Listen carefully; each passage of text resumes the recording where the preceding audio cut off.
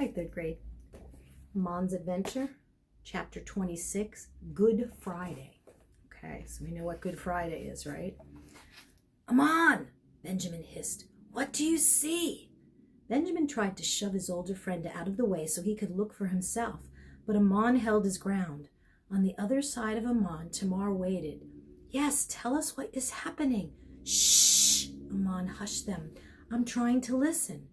Amon turned his attention back to the crack at the corner of the wall and peeked through. They were outside the courtyard of Caiaphas again, trying to find Jesus. Amon didn't dare enter the courtyard for fear that the same guard would be there and recognize him. It was early morning now, but still dark. The sun would not rise for another 2 hours. After they had left the garden, the three friends had gone back to Amon's house so he could change into his clothes and tell his mother of the evening events. Then they went to the temple in search of Jesus, but found out that he had been taken to the house of Caiaphas. Many people were gathered inside the courtyard there, including all of the Sanhedrin. Jesus was standing there, Amon reported in a whisper.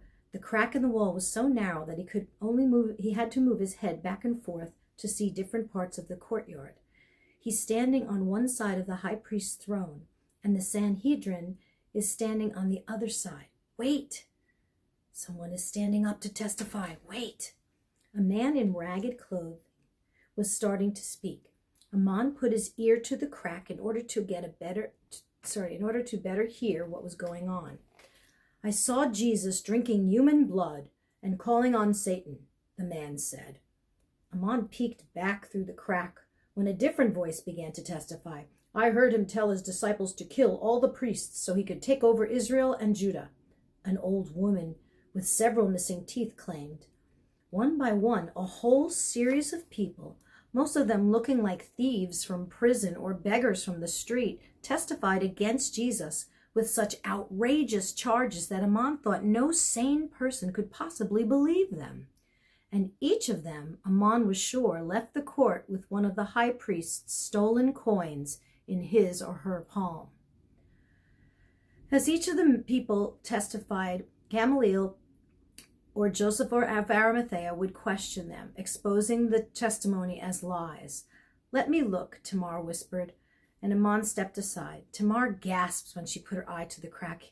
He looks like he was beaten. A moment later, she jumped back from the wall. Peter is in there, she cried. Perhaps he knows where my father is. Without waiting to discuss it, Tamar ran up the street and turned into the courtyard.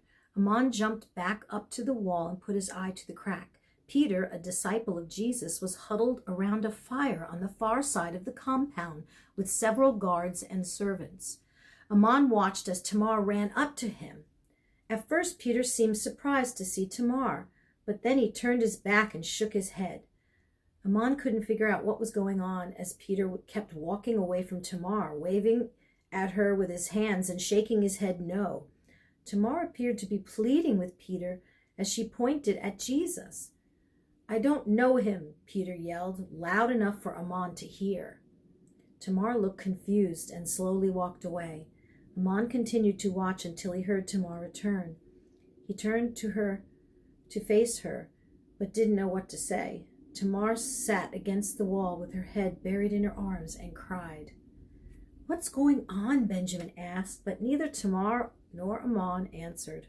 Amon turned back to see the scene in the courtyard, just in time to see Gamaliel humiliate the last of the false witnesses. Caiaphas jumped up from his throne. His face was angry red in the torchlight. Turning to Jesus, he screamed, I charge you under the oath of the living God. Tell us if you are the Christ, the Son of God. A hush swept across the courtyard, and Amon pushed his face so tightly against the crack that the bricks cut into his skin. He watched as Jesus slowly raised his head. His hair was wet with sweat. Could it be blood? Jesus turned his eyes toward Caiaphas, and Amon saw in those eyes a sadness that surprised him, because he could tell that Jesus was sad for Caiaphas. Amon held his breath as he waited for Jesus to reply. Finally, Jesus spoke. Yes, it is as you say, Jesus said. But I say to all of you, he continued, turning now to the people in the courtyard and to Peter. In the future, you will see the Son of Man sitting at the right hand of the Mighty One and coming on the clouds of heaven. There was a moment of stunned silence. Then Caiaphas tilted his head back and screamed so loudly that it literally scared the rats out of the sewer.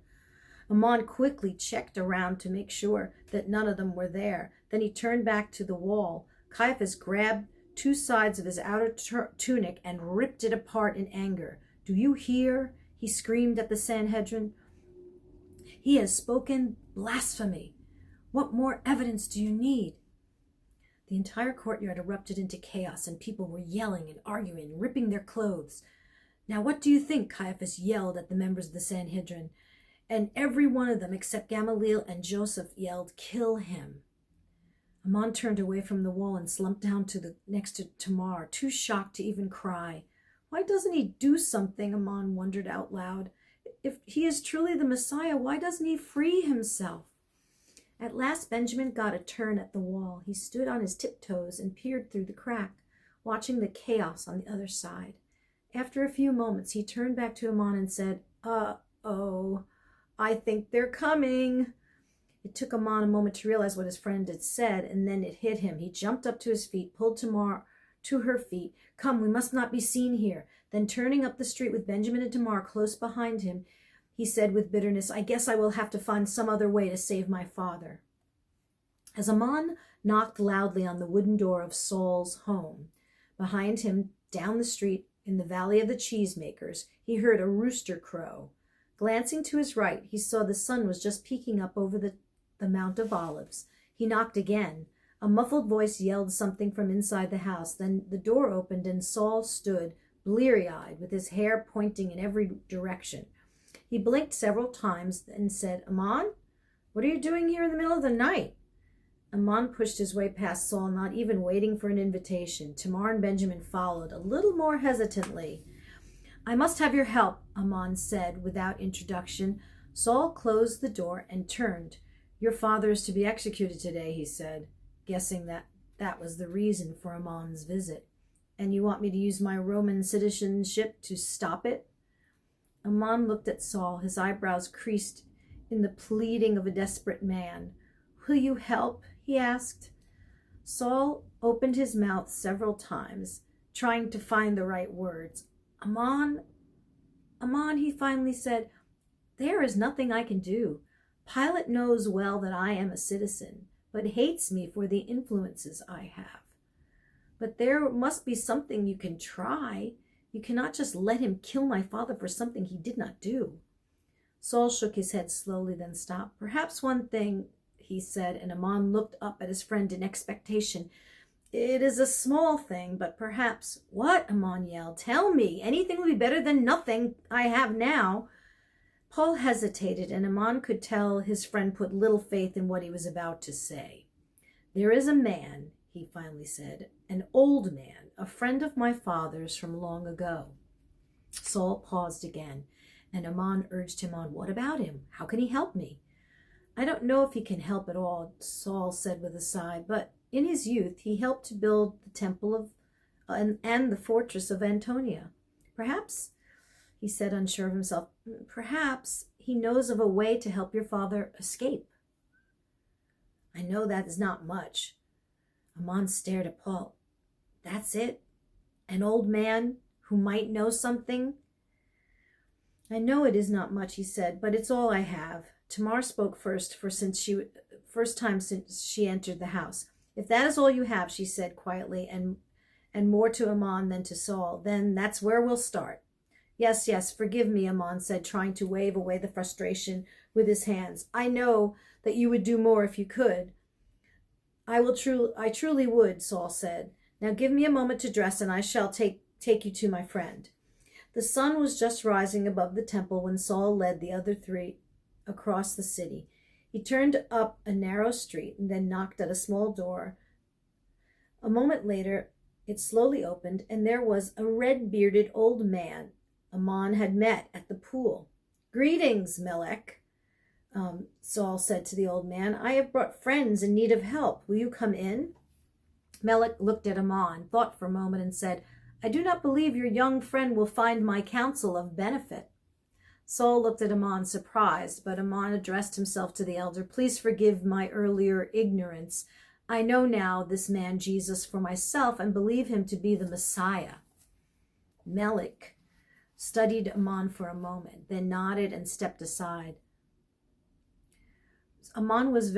Saul was very confused, but he asked no questions. Instead, he started to explain. This is my friend Amon, and his father is a prisoner in Antonio, he said, completing the sentence. Yes, I know of these affairs. How may I help you? Saul explained what he had in mind, and his friend sat back and nodded his head. Yes, he thought for a moment, it might be possible, though dangerous. He leaned forward again and looked Amon in the eye. Very dangerous, he said, and difficult, he added. Without blinking, Amon said, I am a man, and a man does not run from a thing just because it's dangerous or difficult. If there is something that I can do to help my father, I will do it, no matter the cost to me. The old man nodded. Well, then, you had better get you busy. You have little time. The old man pulled out a parchment and drew plans that were forming in his head. At each point, Amon would ask questions clarifying each detail of the scheme. But don't think you will have help from your friend here. So he nodded to Saul. He would not take in 10 strides. The passage is much too small for him. It might even be too tight for you. I will make it, Amon said, though his insides quivered just a bit. The women of Jerusalem were just opening their shutters and emptying their chamber pots as Saul, Amon, and the 2 children went first to Amon's house, where he filled his backpack with tools, and then to the Temple Mount. The pavement stones were slippery from the dew and from the moss that grew between them here in the shadow of the temple. At last they reached the northwest corner of the Temple Mount. Here the wall that formed had the foundation of the temple and rose higher than a juniper tree. It would take 20 men standing on top of each other's shoulders to reach the top. Amon only had to make it half that distance. The group gathered at the base of the wall, keeping out of sight of the Roman soldiers standing guard at the fortress. Very well, Amon, Saul said. It's time for you to go. And me too, Benjamin said indignantly. No, my friend, Amon said. You cannot come with me. This adventure I must take alone. But I want to go, Benjamin insisted. We always do everything together. Yes, but this time you must not. Amon searched for a kind way to disappoint his friend. Benjamin, I am a man, and I must make this way on my own and make my own choices. But the law says that you're still a child, and I cannot allow you to go. Benjamin started to pout. So Amon said, besides, your mother would feed me to her dogs if I allowed you to do this. Benjamin smiled just a bit and said, no, she would feed you to her chickens, he said, and laughed at his own joke. Amon smiled and then looked at Tamar. I would go if I could, Tamar said to him. I know, Amon answered, and he gave her a hug. Ooh. Very well then, Saul said. The children and I will stay here and watch for guards until you are safely inside. Amon embraced his friend. Thank you for your help. I will see you tonight with my father. Saul shook his head. No, my young friend, once you have freed him, you must flee to the hills of Judea. I will bring you food and water at the rock where we last camped, and eventually I will bring your family, but you can never again return to Jerusalem. Both of your lives will be forfeited the moment Caiaphas finds you. Amon gazed sadly at the city, which had been his home all of his life. Then that's how it must be, he said. With one last look at his friends, he kicked off his sandals, lifted his backpack filled with tools and a torch, turned to the wall and started climbing. The moss-covered stones were slippery and so perfectly fitted that there was barely a finger's hold between them. By working his way slowly up the wall, Amon was able to find a toe hold here and a finger hole there. He climbed up into the wind, and its wintry grasp turned Amon's fingers and toes to ice, making the climb more difficult. Amon had climbed about the height of 3 men when he heard laughter from the direction of the fortress. He stopped climbing and sucked himself against the building just as 2 Roman soldiers came around the corner below him. Worried about his friends, but not daring to move, even to look, Amon listened intently. Thoughts of danger were screaming through his brain. "You," one of the soldiers roared at Amon, wondering if it was a Roman was talking to him or talking to Saul. "What are you doing here?" "Forgive us," Amon heard Saul's voice say. "We're just looking for mushrooms in the morning dew." "Father, I found one," Amon heard Benjamin say. "Mother will be so pleased." "Yes, son, she will," said Saul. Amon's heart pounded, and he prayed that the Romans would not look up or realize that Saul was far too young to be the father of these children. "Move along," he heard the soldier bark. "No one is allowed near the fortress." "Oh, I am sorry," Saul said, and Amon could imagine him backing away. "I didn't realize this was a restricted area. Come along, children." "Yes, father," Benjamin and Tamar said. "Oh, sir," Amon heard Saul cry out, "I should have told you immediately. I saw 3 zealots with their swords drawn not a few moments ago. They went that way." Amon could not see which way Saul had pointed, but from the sound of the soldiers' running feet, he knew that it must be toward Antonia. "Climb, Amon!" Saul's urgent whisper came a few moments later. "And may Jehovah be with you." Amon didn't answer, but did as he was told. He continued climbing even as he heard the footsteps of his friends retreating up the street. A few moments later, Amon had reached his goal. Halfway up the Temple Mount, in a place the designers must have thought no one could reach, was the end of a drainage tunnel. Although it was dry now, during the rainy season, water would gush from this tunnel. Amon slowly worked his way inside the tunnel. The fit was tight, and he could barely breathe, but there was still room to wiggle and to move forward while dragging his backpack behind him. What worried Amon, and what the old man said was true. "This is the easy part," he said. Amon continued to crawl forward. With every foot, the tunnel grew darker. Eventually, he would use his torch and in the backpack, but for now, he would just have to feel his way along.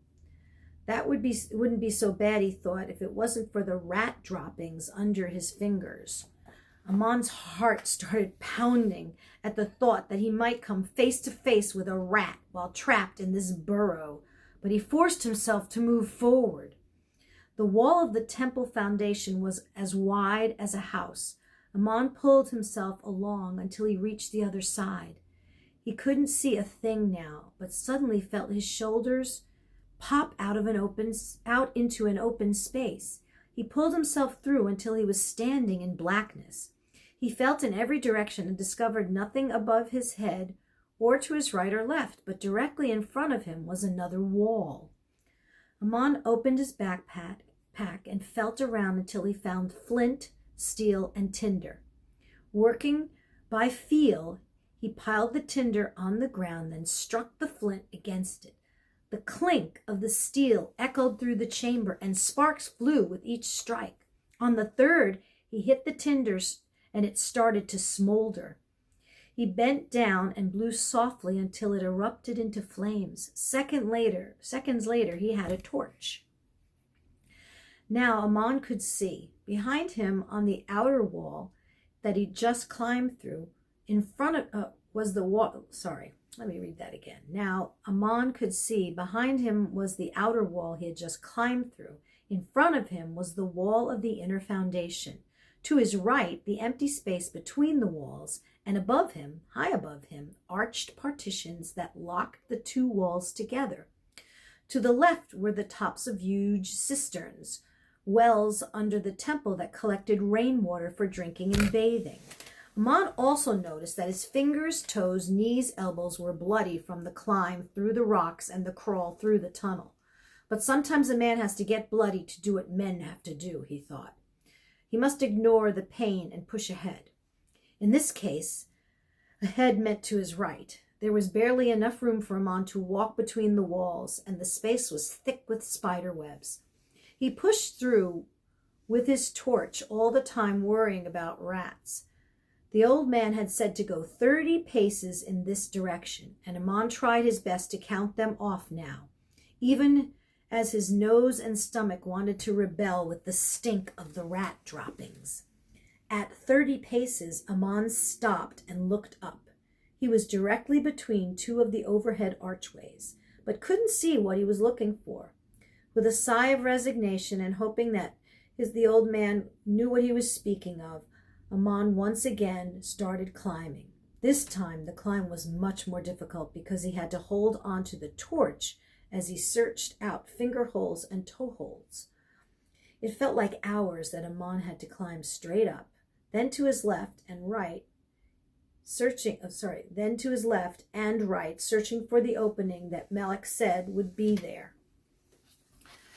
After a time, Amon started to wonder if there was an opening at all, or if it had been sealed off over one of the years.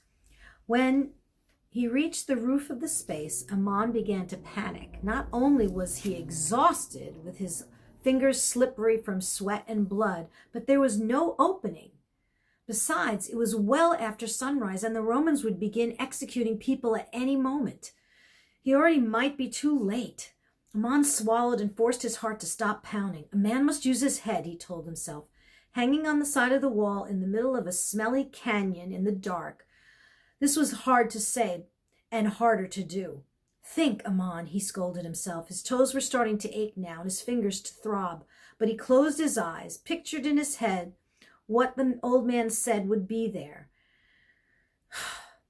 Young men like to strut around as if they do things that are important. So 30 paces to a young man would be farther than 30 paces to an older man. Amon opened his eyes and quickly started climbing to his right. He had to drop down a short distance to get under the next archway, but he came to the other side, and there was a rectangular opening in the inner wall, just as Melech said.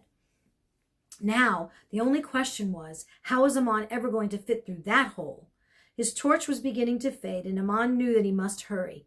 He pushed it through the hole to lead the way, then stuck his head inside. His shoulders hit either side of the walls and stopped him from going any further. But by twisting and bending and scrunching, he forced his way through, pulling his backpack with his toes. Now his mind started inventing things for him to be afraid of. And once again, Amon started to panic. What if I get stuck in here, he wondered. The walls of the tunnel seemed to squeeze him at first. What if there's an earthquake and I'm trapped in here? What if the rats... Stop it, Amon, he said to himself. Just keep going and trust in Jehovah. As he forced his mind to think only of the path ahead and what seemed like a very short time, he popped his head through an open chamber. Quickly, Amon pulled himself through the opening and stood up. Now he was in a proper tunnel, with a part of a drainage system to collect water and cisterns below him. At this time of year, all these tunnels were dry. Knowing he might already be out of time, Amon turned to his left toward Antonia and ran on tiptoes down the tunnel. Every once in a while, he would pass an opening the size of his fist in the ceiling. Those must be the drains for the water on the surface of the temple courts, Amon thought. Light and fresh air passed through these drain holes, such that he didn't need his torch. It was while he was moving under one of these vents that Amon thought he heard a crowd yelling, "Crucify him!" It must be my mind playing tricks, Amon thought. Just as he was thinking this, Amon reached a corner in the tunnel where he turned to the right. He followed around and counted out 20 paces, adding 4 extra paces for youthful strides, thinking that the old man was a young man when he counted them. The shaft was on the outside northern wall of the Temple Mount, and the wall it shared with the fortress of Antonia. According to Melech's explanations, the shaft dropped from this level all the way down to the cisterns below the prison cells. Another waterway fell off to the right and to the left, and a shaft of cells to the right and to the left, and each cell drained directly into the waterway. All Amon had to do was climb down the shaft, cross through the waterway to the right, find the drain hole to his father's cell, enlarge it with his tools that he brought, and rescue his father. But first, there was the matter of the grating. The shaft was covered by a metal grate, locked with pins. Melech had said that the pins holding the cover of the shaft should be rusty by now, and they should snap off. Amon did not find that to be so. He first tried pulling the bars off, but he couldn't even make them wiggle. Then he tried prying the grate off with a metal rod, but the rod just bent. His hands started to slip on the tools as sweat and panic took over. What if I can't get the cover off, he thought. What if they take my father just as I get to his cell? Amon took a hammer and a chisel out of his backpack and lightly tapped on one of the pins. The sound bounced back and forth along the tunnel, so loud that Amon was sure that he'd wake up Pilate from a sound sleep on the other side of the city. But the pin didn't break. He hit again and again, harder, louder each time, but the steel lock was barely dented. For hours, it seemed, Amon cut away at the pin. After a while, he quit worrying about the sound. Finally, heaving great breaths and covered with sweat, he felt the pin snap. Amon sat back. His arm was throbbing from his hard work. That was one, he thought. 3 more to go. Hours later, Amon cut through the last of the 4 pins, holding the grate in place. He fell backward, exhausted, every muscle in his body burning in pain. He closed his eyes and knew he could go no farther. He had no more strength. He was finished. But the images of his father being crucified once more marched across Amon's mind, so he pushed himself to his knees, threw aside the grating, and almost forgetting his tools, dove into the shaft. He found the rats. Though he had to hold his torch over his head to squeeze down the shaft, Amon knew the rats were below him. Thousands of them, it seemed. Their squeaking echoed off the walls. Amon froze in place for several moments. The terror in his mind overtook the desperation of his heart. He began to cry in panic and frustration, but the anger at his own weakness forced his feet to continue climbing down the rough bricks of the shaft. A rat squeaked in his ear. Amon screamed and knocked the rat away with his torch. It had been sitting on a ledge formed by bricks, a ledge exactly like the ones that he was using for footholds, but he hadn't realized it. Realizing it now that he might step on a rat or put his foot in one of those. With every step, Amon could go no further. He was 20 feet away from saving his father, but he was stuck in the shaft, paralyzed with fear. His father was going to die because of a tunnel of rats. Here's the after part. Lord, if it's you, Peter replied, tell me to come to you on the water. But when he saw the wind, he was afraid and began to sink. Matthew 14:28 through 30. Finally, Amon believed that Jesus is the Messiah, but no sooner had he come to that conclusion than his faith was being tested. He thought Jesus would miraculously free his father in prison. But when Jesus didn't perform as Amon thought he should, Amon immediately took matters into his own hands. The same thing happens over and over in lives of Christians. We put our faith in God, but as soon as he doesn't do what we want or expect, we take back control and try to make things happen for ourselves. Even if it's a good thing we want, something we think the church could do to help others, something we think God should do directly to help us or someone else, we must still wait patiently for God's timing and God's direction. Finally, Amon has believed that Jesus is the Messiah, but he still doesn't have faith that God is more powerful than evil. Do you?